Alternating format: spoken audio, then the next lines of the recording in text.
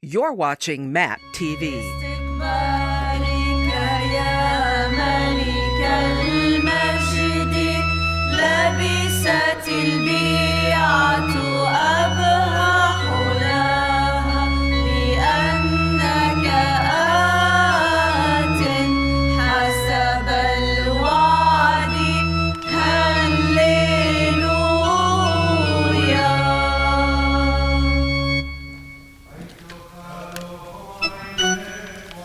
Bimdilo sogada malkosh mayono hasoli khulda hatitlo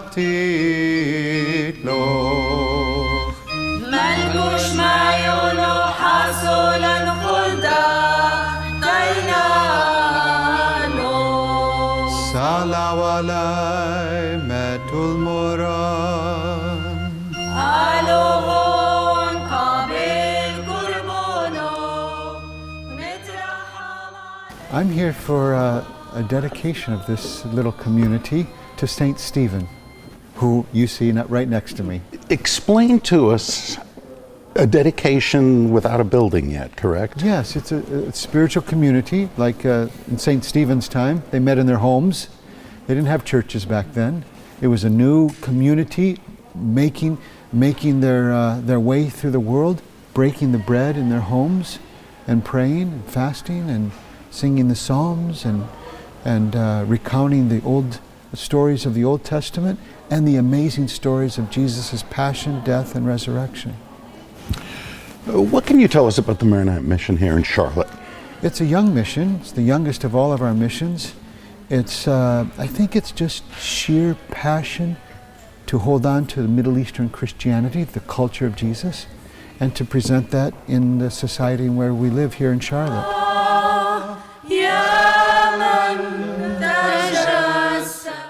My father was a Lebanese immigrant, came to this country in the early 20s. I was a Maronite Catholic, but of course there was no Maronite church in the South, so we were raised in the Roman Catholic Church and attended that church for many years. My mother's parents were Lebanese, from Lebanon. They were Malkites, which is a different Eastern rite. But again, there was no Malkite church, so we all went to the Roman church. But about 5 years ago, we learned of the Maronite mission, which was starting in Charlotte, or had, I guess at that time, been around for a couple of years. And I was intrigued. You know, my dad had spoke about the Maronite faith, and occasionally when we were in Atlanta, he would go to the Maronite church there. That was the closest one at the time. And so I came up here and attended Mass and met some of the folks, and I was, from that point on, I was hooked. فنرفع المجد والشكر لك ولابنك الوحيد وروحك الحي القدوس لنا وإلى. Why was that important for you, Joe? Well, it's like going home in a way, when you're raised in a particular culture and a particular type of upbringing, you feel a sense of returning to something. And although the Roman Catholic Church was as much a part of me, I was baptized in the Roman Catholic Church, confirmed in the Roman Catholic Church, married in the Roman Catholic Church, and so but this was to me what my father and my grandfather and my great, all of them that came before me that I didn't know, because they all were from the old country, as they say. It's the way that they had been taught about their faith, and the people here were very much the type of people that I was used to being around as a child. And together, so we kind of wanted to build something for the youth so that when we grow up, we have something to pass on to our children. So it's been a couple years and we're starting to grow and it's becoming bigger, and so this is really big for us to have this name for our church now that we're no longer a mission anymore. We have a name for our church, so that's a big step forward. What does it mean for you to pass something on to your children? So as a first-generation Lebanese American, it means a lot to me to be able to have something that I can pass on to my children, part of my tradition, for them to, kind of grow up with, like how I grew up with my parents. So it means a lot to me to be able to have something that I can give to them, and so that they can pass on to their children and my grandchildren. So. Tradition being that we can use our language in something that we all believe in.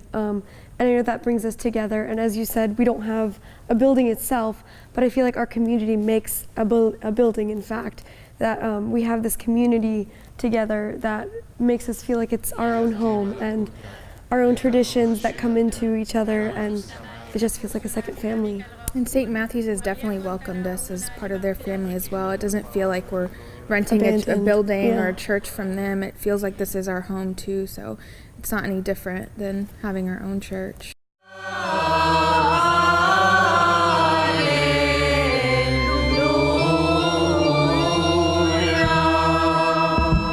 He made him overseer. Now, what should traditional Catholics know about the Maronite? That we are, just like them, Catholic from the first centuries. Peter began in Antioch, of course Jerusalem, then Antioch, then Rome. And each place where Peter was and the apostles, a tradition grew up. So we grew up the same as the Roman Catholic in Italy and in Rome, the same as Constantinople, Alexandria, Antioch, and Jerusalem. 5 different communities grew up with bishops in each place, and those bishops had a communion with one another. Those bishops who were the successors of the apostles. So a tradition grew up in the language and the culture of the place. Greek culture for Constantinople, Syriac culture for Antioch and Jerusalem, a Coptic culture for Alexandria, and a Greek and a Latin culture for Rome. For the King of Angels, oh come let us adore him. Oh come let us adore him. Oh come let us adore him, Christ the Lord. St. Stephen Parish being consecrated today. Is Yes, that correct? yes. So where do we go from here?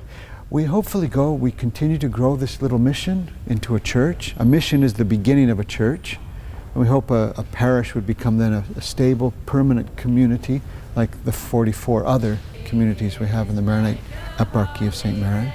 And this community has gotten off to a good start. They had a passion to bring a Maronite priest here and to gather not just Maronites, but most Middle Eastern Christians can find a home here.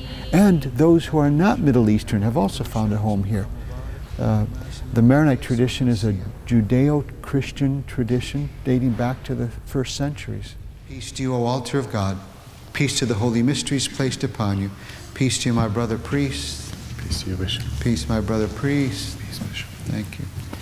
And peace to you, minister of the Holy Spirit. يعطي كل واحد منا السلام قريبه بمحبة وأمانة ترضيك يا الله. You notice the peace is given from the altar. The altar server kneels down, places his hand. Some of you probably can't see that in the back. He places his hand on the altar. The priest touches his hand. He takes that peace. It's the peace that Christ gives, and he gives it to the person who then exchanges it throughout the church.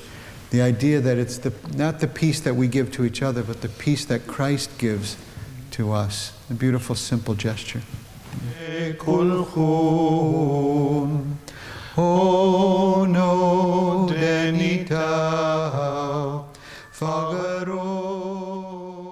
What do you hope this church brings to this community?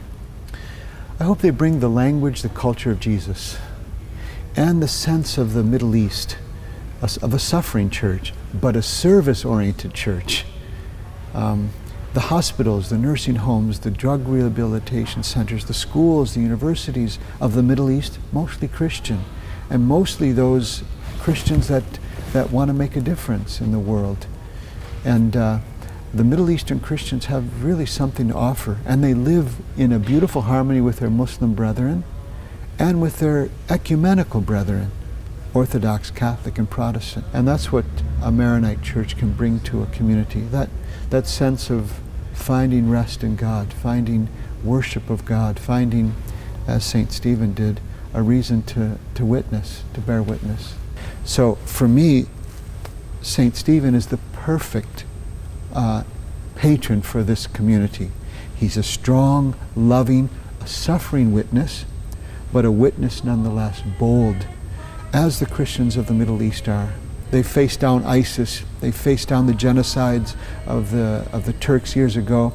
They faced down every genocide, and they have continued to profess, live, and serve. He was a servant, he was a deacon. He served the Middle Eastern people with love. I'm so grateful for the priests of St. Matthew, the pastors and the brother priests there. St. Matthew's has been a mother that gave birth to a child, the daughter. And the daughter here, and also the daughter of the Syro-Malambar Church, and also the Ukrainian Catholics in this area found their roots in St. Matthew's. And to me, St. Matthew's is like that mother that gives birth to children and nurtures them. St. Matthew's has continued to nurture this little mission of St. Stephen. So we're so very grateful. And that's the beauty of the church. The Vatican II talks about the Eastern churches and the Latin Church, the Roman Catholic Church, as sister churches. In this case, St. Matthew has been the mother church, or maybe the older sister church that has given birth to some of the older churches, the Ukrainians, the Syro-Malambar from India, and the Maronite. So, and St. John Paul II used to say, let's as Catholics breathe with both lungs, the East and the West. And that's what the Charlotte area has been able to do for the church, to help us breathe with both lungs, East and West. Father Elias has been able to gather this community and to help them organize themselves. At the same time, he's an assistant to our pastor, Father Patrick, at St. Matthew's. He's a brother priest to him. He's also a brother priest to Father Davis, who is Syro-Malambar.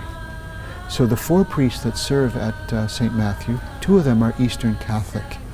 And because St. Matthew is the majority, they've been able to also embrace the small minority Catholic communities in their midst. And Father Elias has been able to serve them at St. Matthew's and also serve us at St. Stephen. And so it's really been a blessing for us. Priestly fellowship, priestly friendship. That's the gift that the church offers in these days, and I'm very grateful.